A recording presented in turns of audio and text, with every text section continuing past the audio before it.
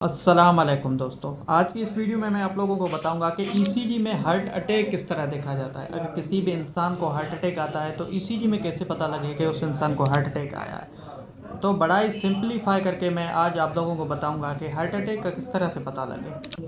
तो heart attack देखने के लिए हमें एसटी सेगमेंट देखना होता है। पहले तो मैं आप लोगों को बता दूं कि what is ST segment, ST segment है क्या। उसके बाद ही आप लोगों को ये पता चल सकेगा कि हार्ट अटैक किस तरह ईसीजी में नज़र आता है। ठीक है, तो एसटी सेगमेंट को समझने के लिए पहले तो मैं आप लोगों को ये बता दूं कि ये जो आपको लाइन नज़र आ रही है, this is known as isoelectric line.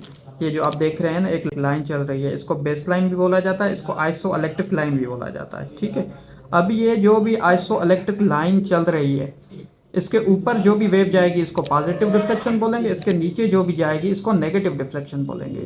तो आप ये जिस तरह देख सकते हैं कि ये पी वेव ये पॉजिटिव डिफ्लेक्शन है, क्यू वेव नेगेटिव है, आर वेव पॉजिटिव है, टी वेव पॉजिटिव डिफ्लेक्शन है। तो एस टी सेगमेंट अब कहाँ है, ये देखें, end of the S wave end of the T wave, this is known as S T segment. ये एस टी सेगमेंट है। ठीक है, अब ये जो आइसोइलेक्ट्रिक लाइन एक चल रही है, ठीक है, तो इससे ऊपर अगर ये जहाँ पे एस वेव ख़त्म हो रही है, यहाँ पे जहाँ एस वेव ख़त्म हो रही है और टी वेव स्टार्ट हो रही है, तो इसको बोला जाता है J point. This is known as J point. आप लोग देख सकते हैं, इसको जे पॉइंट बोला जाता है, जहाँ पे एस वेव ख़त्म हो रही है और टी वेव स्टार्ट हो रही है। ठीक है, इसको बोलते हैं एस टी सेगमेंट। तो आप जिस तरह इस फोटो में देख सकते हैं कि ये जे पॉइंट है। ठीक है, तो ये जे पॉइंट अगर उठा हुआ होगा, ऊपर होगा, ये बेस लाइन जो है जो मैंने आप लोगों को बताया, इस बेस लाइन से एस टी सेगमेंट जे पॉइंट ऊपर होगा तो इसको एस टी सेगमेंट एलिवेशन बोलेंगे, जिस तरह आप इसमें वेव में देख सकते हैं। ठीक है, तो ये देखें आइसोइलेक्ट्रिक लाइन चल रही है। ठीक है, यहाँ से देखें जे पॉइंट आइडली यहाँ होना चाहिए, लेकिन इसका यहाँ है। 2 mm की एलिवेशन है इसमें, 2 mm की एलिवेशन। अच्छा, एक चीज़ मैं आप लोगों को क्लियरिफाई करता जाऊं कि कभी भी हम सिर्फ ईसीजी को देख के हम पेशेंट को ये लेबल नहीं कर सकते कि पेशेंट को हार्ट अटैक आया हुआ है।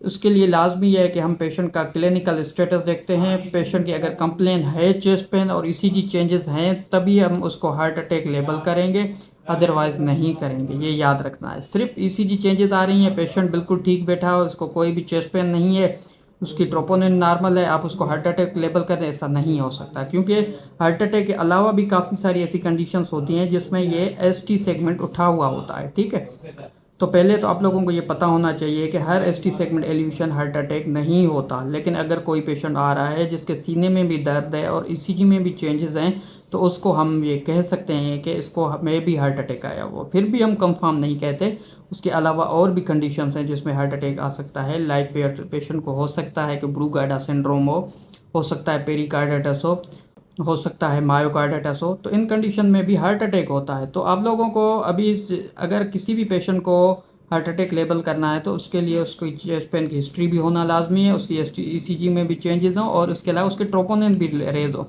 ये तीनों चीज़ें देख के हम किसी भी पेशेंट को लेबल करते हैं हार्ट अटैक। तो आप ये देख सकते हैं कि इसका एसटी सेगमेंट उठा हुआ है, जे पॉइंट उठा हुआ है, 2 mm का उठा हुआ है। तो इस पेशेंट को चेस्ट पेन की हिस्ट्री भी थी। इस पेशेंट को चेस्ट पेन की हिस्ट्री है, एसटी सेगमेंट एलिवेशन है, ये पेशेंट है हार्ट अटैक का।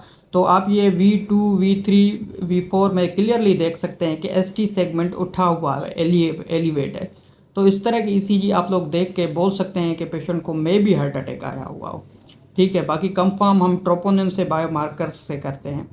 तो आज की वीडियो में इतना ही। नेक्स्ट वीडियो में मैं आप लोगों को बताऊंगा कि ईसीजी देख के आपको कैसे ये पता लगे कि दिल की कौन सी जगह पे हार्ट अटैक आया हुआ है, कौन सा एरिया है जहाँ पे हार्ट अटैक आया है। तो होपफुली इस वीडियो से आप लोगों को कुछ ना कुछ जानने को मिला होगा। तो आगे ऐसी वीडियोस देखने के लिए मेरा यूट्यूब चैनल सब्सक्राइब करें और मेरा फेसबुक पेज फॉलो कर दें।